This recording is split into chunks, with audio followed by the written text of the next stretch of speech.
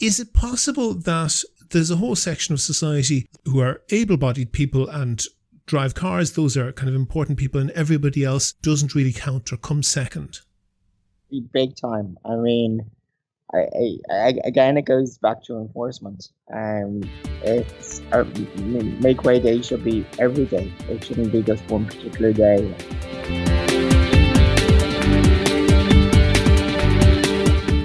This is Here's How, Ireland's political, social and current affairs podcast, presented by William Campbell.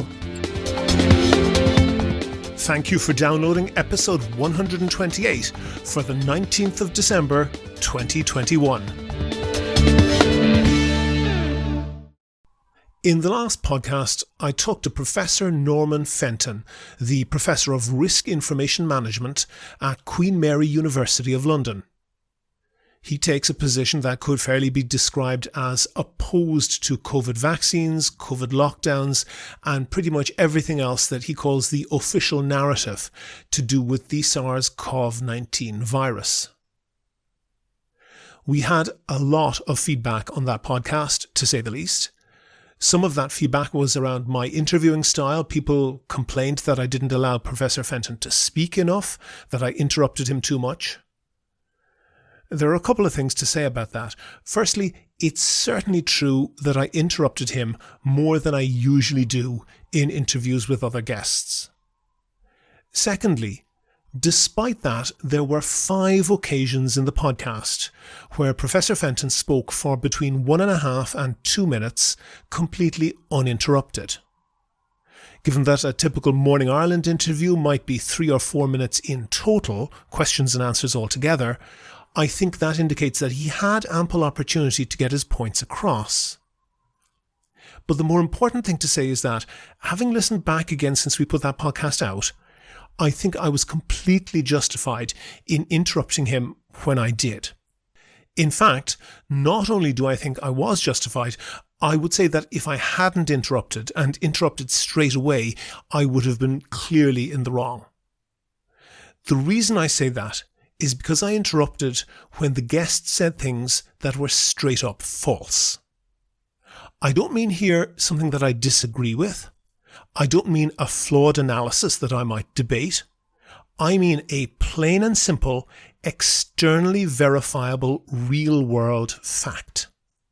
For example, Professor Fenton said in the interview that the CDC, that's the American Centers for Disease Control, he said that they had announced that COVID most likely originated in a laboratory in Wuhan. That's plain nonsense. They have said nothing of the sort, although that claim is all over anti-vax social media. I immediately cut in and challenged him, and after some back and forth he acknowledged that it was untrue. Listeners, you might disagree, but I think that was the right thing to do. There is a trope out there that goes, interviewers shouldn't interrupt. I disagree. If I don't interrupt, you end up with a party political broadcast. As I said, I had quite a bit of correspondence, but one listener in particular went to a lot of trouble, firstly to write a very detailed email, but also to be courteous and respectful and engage with the issues rather than insulting people. That's something that's often missing in the debate, so I really appreciated that. I can't deal with all of the points that he raised, but I think that some of them are really important. One thing he said was, what if there's no conspiracy? What if this is simply groupthink which has led to a mass vaccination program? That's a really interesting point. The authorities around the world are being forced to make decisions, very consequential decisions, at great speed. The idea that all of these governments are part of a global conspiracy just doesn't pass the smell test. In some cases, these are governments that can't manage the most basic forms of cooperation, such as Britain and France. They are totally unable to solve the problem of migrants crossing the Channel, or even agreeing who can fish where. Or Israel and Iran only just about able to hold off a potential nuclear war. The idea that they could have even agreed on such a massive, sophisticated conspiracy is ludicrous, let alone carry it out. The British can't even manage the most basic implementation of Brexit, a policy that we know that they're highly motivated to achieve. Anyone who thinks that even one government could pull off a conspiracy like this really has far too much faith in their competence. But groupthink is a different thing and is a real problem that can lead to real disasters, particularly when decisions have to be made under pressure. I want to draw a clear, hard line here between the science, what is known, and the political and moral response to that science. Science can tell us what is. Science cannot tell us what ought to be. Now, in some cases, that second leap is so small that it almost disappears. Science can tell us that a nuclear war would kill millions of people. The follow-up, that it would be a terrible thing, is so obvious that almost no further discussion is necessary, but things are rarely so clear-cut. Science can estimate that any given lockdown could save X number of lives, damage the economy to Y degree, and make problems of depression, missed education for children, isolation for domestic violence victims, Z much worse. Science cannot tell us how to balance those concerns. It can't say how much collateral damage is it worth to avoid how many deaths. That's a political and a moral question. I think that there are voices out there that have raised reasonable questions about those political and moral choices that are not getting the airing that they deserve. That's why I wanted it on the podcast, because it's an underserved debate. There are lots of people at fault for those voices not getting heard, but not least among them are those voices themselves. If someone is arguing that the cost of a lockdown outweighs its benefits, that's a reasonable debate to have, unless they're grounding their position in saying that COVID was invented by lizard aliens in a lab in China to inject us all with a microchip so Bill Gates can kill us by remote control using 5G and it doesn't exist anyway. It's just not possible to debate with someone like that. I searched long and hard for a speaker who would debate the policy choices being made without dragging in the swivel-eyed nonsense. My email correspondent accused me of getting on the podcast someone who was easy pickings as a straw man who couldn't hold his own in a debate. That's just not true. Professor Norman Fenton is the Professor of Risk Information Management, an incredibly prestigious position, at Queen Mary University of London, an incredibly respected institution founded in 1785. This is the exact area that he has a mathematics PhD in. I don't have any maths beyond leaving cert, but over and over again in the podcast I had to stop him because he didn't seem able to make basic distinctions, such as between counting people who have died in the time since they got the COVID vaccine and people, if any, whose death was attributable to getting the COVID vaccine.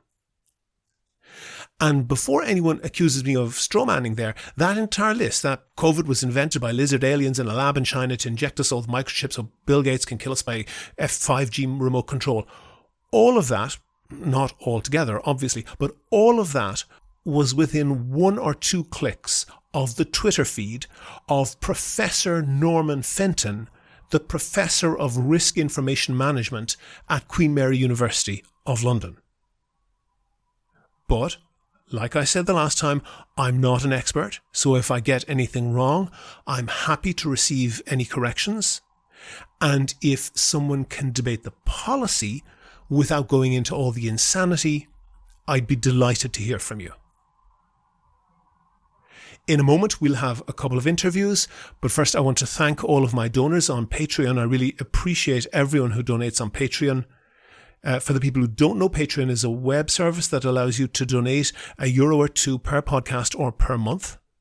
I use that money to help me devote more time to researching topics and finding interesting guests for the podcast.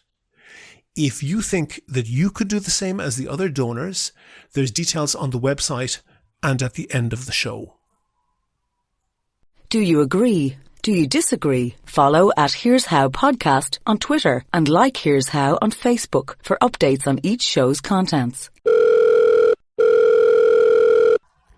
On the line, I have Inspector Peter Woods. He's an inspector at the Dublin Roads Policing Division at the Garda Síochana. Peter, we've been hearing from disability rights campaigners about Make Way Day, which is particularly focused at the difficulty that people with limited mobility, particularly people in wheelchairs, have with obstructions on footpaths and other places. What is the Garda's contribution to this campaign? Well, once again this year we were happy to support the Disability Federation with their Make Way Day. Make Way Day is a campaign that brings the disability and wider communities together to highlight the obstacles faced by people with disabilities in the public spaces we all share. So we've been supporting them for a couple of years now, and we're happy once again to do it this year. Okay, and what exactly is the job of the Gardaí in this? What do you do to support them? Well, obviously we're responsible for enforcement of road traffic legislation. But this year in particular, as traffic volumes return to more normal levels following the lifting of the pandemic restrictions, we're just asking motorists and reminding them to be more aware of their surroundings when they're parking. On-street parking is at a premium once again in towns and cities across the country. So we're asking people just to consider how their actions and how their parking will impact on people with disabilities, who very often need that extra bit of space and not to obstruct footpaths or access routes. Okay, and asking people to be considerate and raising awareness, that's obviously important, and that's the role of the Disability Federation and other people, other NGOs. But in particular, enforcement is the role of the Gardaí. Do you think that's being done adequately? Yeah, I mean, it is, of course, an offence to park on a footpath in the first instance, and you can be fined for doing so or even have your vehicle towed. To date this year, we've issued almost 3,500 fixed charge notices nationwide for parking offences on footpaths, etc. We also... Do you think that's adequate? Do you think that gives an adequate level of enforcement? I think so, yeah. Well, the reason why I'm asking you is because I had a particular experience going back a couple of years where I lived in Rialto with a wide footpath, and there were two cars parked side by side, both entirely on the footpath, and coming towards me past these cars, and it was a fit young guard, and he was just about able to kind of wriggle between the wing mirrors of these two cars, and then he walked towards me, and I asked him, would he not ticket those cars? And his response was, yeah, sure, they're just keeping up out of the way. Isn't there reflected in the Gardaí an attitude problem that is also in wider society, that people just don't see that as a problem? Well, certainly that's something we're very much working on, and in particular with this Make Way Day campaign. That's the excuse we get all the time. This will only be a minute. It's not hurting anyone. But we're asking people just to remember how you might impact on someone with a disability. And that's the message we're passing on to our own people as well, not to pass by something like that, not to ignore it, Okay, let me read out something that's on Seán MEP, Green Party for Dublin, that he wrote on his blog a few years back. He quoted a letter that he wrote which said, I cycle with my two young children to school every morning, and almost every morning vehicles are parked on the cycle lane along the way. This morning a Garda vehicle parked in the lane, and the driver remained in the vehicle while his colleague went into the adjoining delicatessen. I tapped on the window of the vehicle and asked the driver not to park in the bicycle lane. He told me he had a right to park there and asked me if I had lights on my bike. And I have to say, I've tried to report very bad parking that has been causing a real obstruction and causing real limitations to people's mobility. And I've got that attitude as well. Are you sure that that the Gardaí aren't behind the curve on this? No, I don't think we are, to be quite honest with you. I mean, at the moment, we're launching our Safer Roads for Dublin campaign, which we're running for October, November. Cycle enforcement and cycle lane enforcement is a very big part of that. And we work closely with Dublin City Council in policing the new cycle lanes that they've installed during the pandemic. And if you take a look at our social media or at Garda Traffic Twitter account, you'll regularly see examples of enforcement operations that we in fact, targeting I have it parking and open. cycle lanes. I have it open in front of me, but I'm looking at the tweets to Garda traffic. That's to say, people who are tweeting at Garda traffic, and it is just picture after picture after picture of people saying, "Would you ever do something about this?" And I've actually talked to the police in Wales. Now, Wales is a country, less than half the size of Ireland. They have what's called Operation Snap, where they take more than 250 reports per month online. You can literally just go on the internet on your phone or on a computer and submit a photograph and any other information that you have of traffic offences, but it's particularly these type of parking offences, and that then gets actioned. Do we have anything like that? We don't, and I am familiar with the project you mentioned because I've spoken to the people who run it. We are looking at something like that. It's not up and running yet, but I would imagine we will have something very similar to that in the near future. But at the moment, if you report anything like that, you can send it in to traffic@garda.ie, and we will certainly action that. And how many? Just to be clear, how many prosecutions or fines come out of that per year, per month? Well, I don't have the stats to hand. Would you say it's anything like 250 reports a month, with more than half of them getting some sort of penalty? I honestly don't know. Okay. I mean, I can come back to you on that one. Would you accept that there is an ingrained attitude problem in wider society, that an awful lot of people who have cars just believe that they have a right to park them wherever they like? I'm not sure if they believe they have a right to do so. It's probably just a little bit of nonchalance, I would say, more than anything else. But that is something that is changing. I think a lot of towns and cities across the country, particularly Dublin, are becoming more cycle-friendly. I cycle to work most days myself, and I've seen a huge improvement in the last number of years. In the numbers of people cycling has increased, obviously. The cycle infrastructure has increased with the city councils, and enforcement is improving as well. So I think we're getting there. Inspector Peter Woods at Dublin Roads Policing Division, thank you very much for talking to me. Thanks, William. On the line, I have Seán O'Kelly. Seán is the co-founder of a group called Access for All Ireland, and he's been listening to that interview that we just heard with Inspector Peter Woods. Seán, two questions. First of all, what is Access for All Ireland? And secondly, what do you think of what the Garda inspector said? Hi, William. Thank you so much for having me on the podcast. Access for All Ireland was set up about 3 years ago. I became a disability activist back in 2016, where I was going for a driving lesson, and those who needed assistance, I was getting the dark there and back from where I live, and those who needed assistance with Irish Rail needed to ring 24 hours in advance, need to give 24 hours notice, which is terrible. I mean, nobody should have to give so much notice. So I always gave a couple of hours. So I was on this particular day back in March in 2016. I got to Clontarf Guard Station, and there was nobody there to meet me. It's happened many times before, and so the driver got me off. And once I got off the Dart and approached the lift to discover that it was out of service, and I was never told of that beforehand. So as you can imagine, I was furious, and I felt helpless. So that's kind of a little bit of a backstory behind my story. I should say you use a wheelchair, which is why you're being asked to ring 24 hours in advance before you use the Dart, and that's why the lift would be extremely important to you. It's crucial. It's absolutely crucial, or else I wouldn't be able to get out of this station independently, and I am a very independent person. And so I set up a group called A Day in My Wheels, where I was kind of out of a peaceful protest, because I had to do something, because both myself and my peers have had so many experiences where we've been left stranded or stuck or the likes. So Access for All Ireland is highlighting the lifts that are out of order every day. There isn't a day where there aren't several lifts out of order.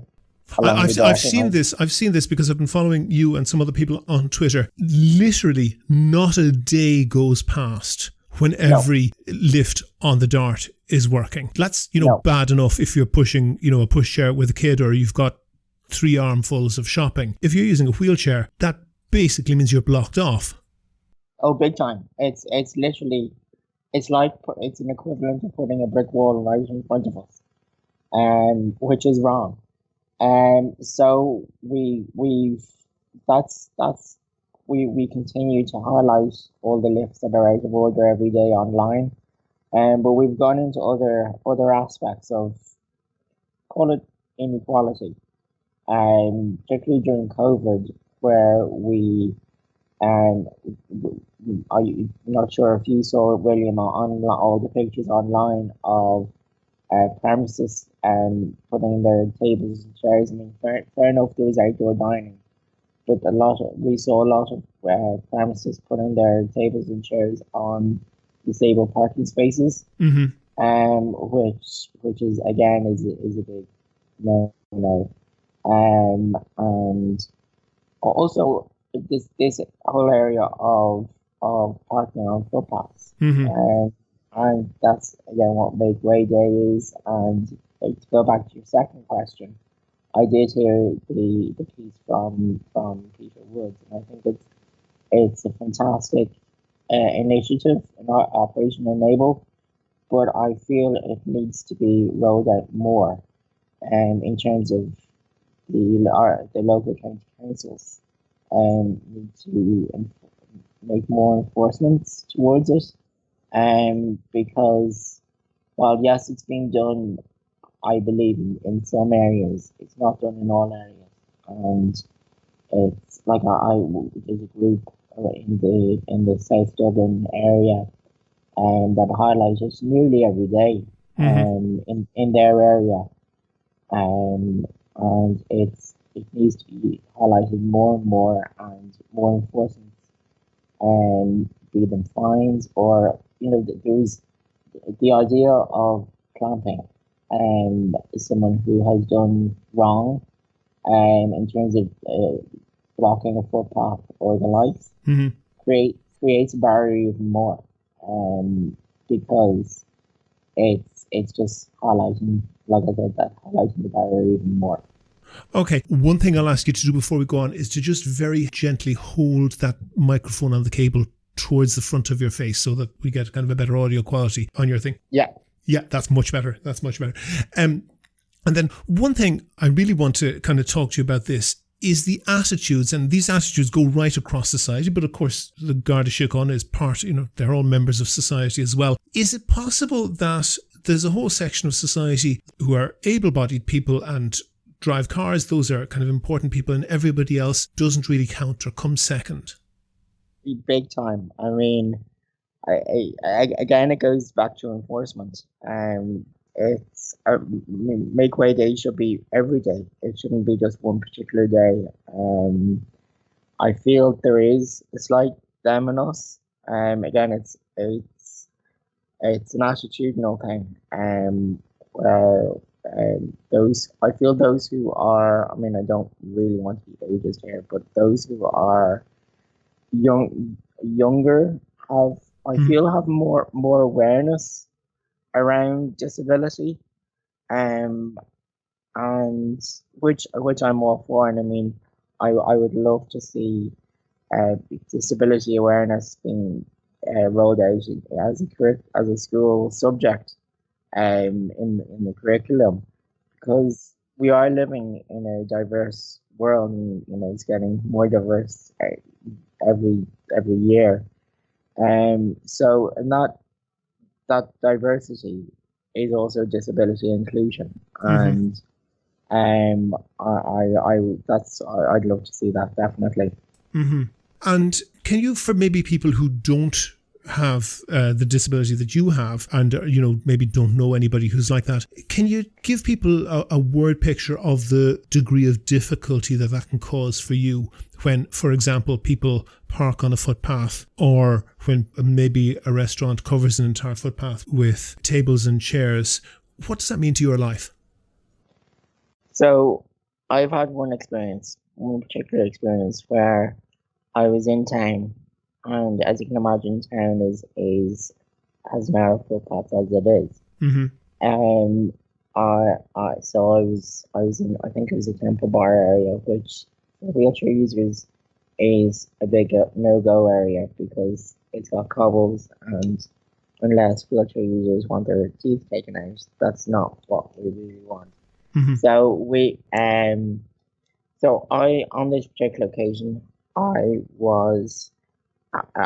saw a big wheelie bin, because again, it's not just cars that are blocking footpaths. It can also be wheelchair or wheelie bins. Mm-hmm. And I saw this big industrial wheelie bin blocking. It was large, blocking a footpath. Mm-hmm. And so I had to go around the wheelie bin. And I mean, if that was on a main street, main road with cars, it's dangerous. It's dangerous putting cars or bins or any sort of object. So what you mean is you in your wheelchair had to come out off the footpath and go out onto the road space where the cars, onto the road. Mm-hmm. And it's dangerous. I mean, the fact that we have to go out potentially onto a busy road is lethal. Mm-hmm. And and what do you, and we perhaps will be dealing with them in a future podcast, but what do you say when you see politicians who come on and literally are campaigning and writing to their constituents saying how they have made representations to the local authority for their constituents to continue to be allowed to park on the footpath? That's wrong. I mean, it's allowing people park on footpaths. Mm-hmm. And which in effect should be the opposite. Local county councillors should put forward motions to have fines. I mean, I know fines may be hefty, but it's whatever needs to be done to create more awareness, but for also the general public to gain an understanding of just one aspect of the challenges that people in wheelchairs and people with disabilities in general face on a very regular basis. Mm-hmm. And can you give listeners just a image of sort of your daily life? Obviously, as you said, you use a wheelchair and you work for the organization that you've set up, but for somebody who wants to travel to regular employment as they might have in pre-COVID times, how easy or difficult, or let's say how much more difficult for you is that than for people who don't have a disability? So I'm very fortunate. I also work in a hospital. I'm also very fortunate. I drive. So I have my car as my legs. But if I didn't have my car, I would be relying on public transport. So that would involve giving notice. Mm-hmm. And then the uncertainty of, will there be someone there? Will a ramp work? If getting the bus, will the ramp work? Because I've heard through my peers of experiences where they've come to a bus and the hydraulic ramp wouldn't work. Mm-hmm. And also those who are already in the wheelchair area on the bus. Mm-hmm. So therefore peers have had to wait. I do know a friend of mine had to give up her work. She was going from Clontarf to Blackrock on the Dart, I think every day, and she'd give up her job because the stress of having to make that commute and that stress, the challenges that are faced.